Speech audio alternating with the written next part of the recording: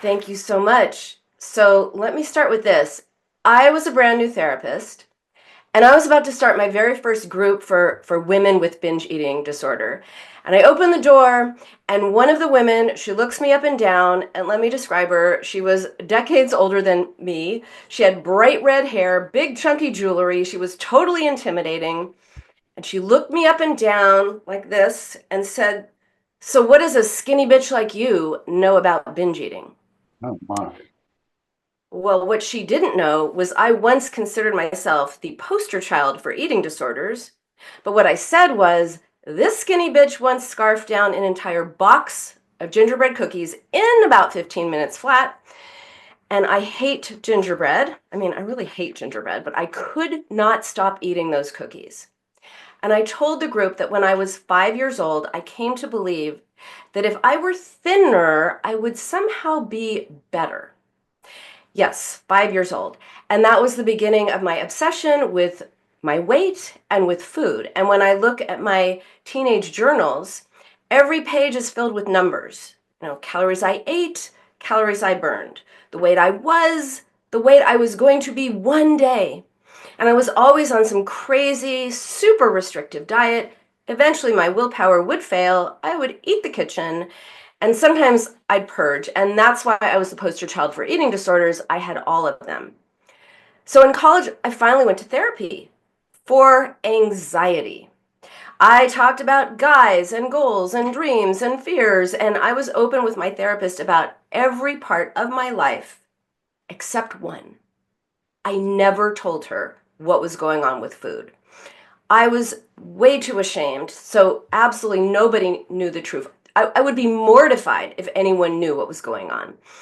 But by the time I left therapy, all my eating disorder behaviors were gone for good, and not once, not a single time, had I told my therapist what was actually going on with me and food. So the first reason emotional eating is not about food is that it's not what we are eating that is the problem. It is what is eating at us. And I'll tell you a little bit more about, how that came to be, how I got over all eating disorders without ever talking about food. But first, I became a therapist, a psychoanalyst, because I wanted to help other people stop the obsession and the madness, the true madness about food, weight, and body image. And a lot of people are struggling. The diet industry is a $60 billion industry, and business is booming. According to the CDC, nearly half of all Americans are on a diet, and that's about 162 million dieters. The UK has around 13 million dieters. Australia has 3 million. That's just a few countries. And one study actually found that by the time an average woman is 45, she will have tried 61 diets. So people all over the world are losing weight on diets, and then they are gaining it back. So why is that? Well, for one thing, many of them have a diagnosable and treatable condition, binge eating disorder, and they don't even know it. They think they have no willpower, or they're food addicts, or they totally lack control. But as a psychoanalyst specializing in eating disorders, I know there is a reason our eating is out of control, and that reason isn't about control. It's not, like I said, about willpower. It isn't even about food. And that brings me to the second reason that emotional eating isn't about food, which is that there is a reason we turn to food, and that reason is rooted in our unconscious minds. It is not logical, it is psychological. So, as an example, let me tell you about Jenna. Not her real name, but that's what I call her. So Jenna thought she was a food addict, and she told me that she could prove it. And this is what she said. She said that she was watching TV after a very good day. Nothing was bothering her. Nothing was on her mind. She was, Netflix and chilling, when all of a sudden, as she put it, Ben and Jerry's was calling her name. She's like, calling my name. I'm addicted to Chunky Monkey. And, again, she wasn't upset. She wasn't worried. There was nothing emotional going on. So I asked what she'd been watching before Ben and Jerry started calling her name, and it was a rerun of Charmed, her favorite show. And since she was doing something she enjoyed, there was no reason, or so she thought, that she'd want to down a pint of ice cream, and that was just the beginning of her binge. So I wondered what was going on in the episode. And she tells me it was when this demon comes down, breaks the bond between the sisters, they start fighting, it gets really nasty and contentious and awful. And I said, "Oh, sisters fighting, huh?" And that's when Jenna got it, and she gave me that Home Alone, oh my God, because she saw what really happened. She had a terrible relationship with her sister. Watching the show activated intense feelings about their relationship, but before she was consciously aware that she was being triggered, she went to ice cream for comfort and distraction. So ice cream was not the problem, it was the solution. Not a good solution, but a solution to the problem. So I helped Jenna find new ways of identifying her emotions and soothing herself. And guess what? Ice cream stopped calling her name. So Jenna is living proof that change is possible. You really can go from feeling totally powerless over food to eating normally. Yes, it is possible. And Jenna's story also shows us how our deepest emotions can be hidden from us, hidden in our unconscious minds, yet they are the reason that we are turning to food. So as you can see, what we're eating isn't the real problem. Let's talk about the real problem, and this is the third reason emotional eating isn't about food. The real problem is we live in a society that says it's not okay to have feelings. We're considered weak if we have emotions and strong if we push them away. So if you're scared, oh, be strong, fight, don't give in to fear, especially if you're a dude. If you're angry, oh, maybe you're an angry person. Maybe you need anger management classes.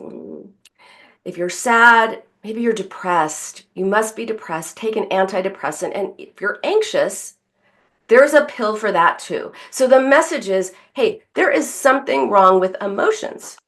And of course, many of us do benefit from medication, but I'm not talking about that. I'm talking about injunctions against our basic human emotions that just connect us to ourselves and each other. So with all these prohibitions, it is no wonder so many of us don't know how to comfort ourselves. We don't know how to be with ourselves, express ourselves, or respond to ourselves. So it's no wonder so many of us eat as a way of coping. But when we find other ways of coping, everything changes. So remember, I told you that when I left therapy, all my eating disorder behaviors were gone, yet I never once talked about food. How was that possible? Well, my therapist helped me see that I was really hard on myself, super hard on myself. I was a perfectionist. Nothing I did was ever good enough, ever, ever, ever. And on some level, I thought if I were skinnier, somehow I'd be good enough. But in therapy, I started being nicer to myself. Instead of being curious, instead of being critical, I was curious. I'm looking at my cup that I made because I say this so often, right? Be curious, not critical. I had been critical, I became curious. I became kind. Instead of tearing myself down, I started encouraging myself. So I stopped being the poster child for eating disorders. Really, because I turned my inner critic into a friend, for one thing. So think about a friend of yours or someone you care about deeply, someone you love. Now imagine that person is upset. Would you say, "Oh, you're upset? I know what to do. The ice cream's in the freezer, the chips are in the pantry. Let's order pizza"? Of course not. You would be helpful, interested, supportive. You'd listen. You'd listen to them. You'd talk to them. And the goal is to treat ourselves the same way, to be kind to ourselves. But first, before we can be kind to ourselves, we have to silence that critic. And we have to identify that critic, which can be tricky. because we're so used to being critical. We don't even know we're being critical. Uh, a patient of mine, she would every morning, she would wake up, she'd go into the bathroom, she'd look in the mirror, and she'd say to her reflection, "You're disgusting. You're disgusting." So I asked her to repeat that in I language as as like to say I'm disgusting, not you're disgusting. Who's talking? You.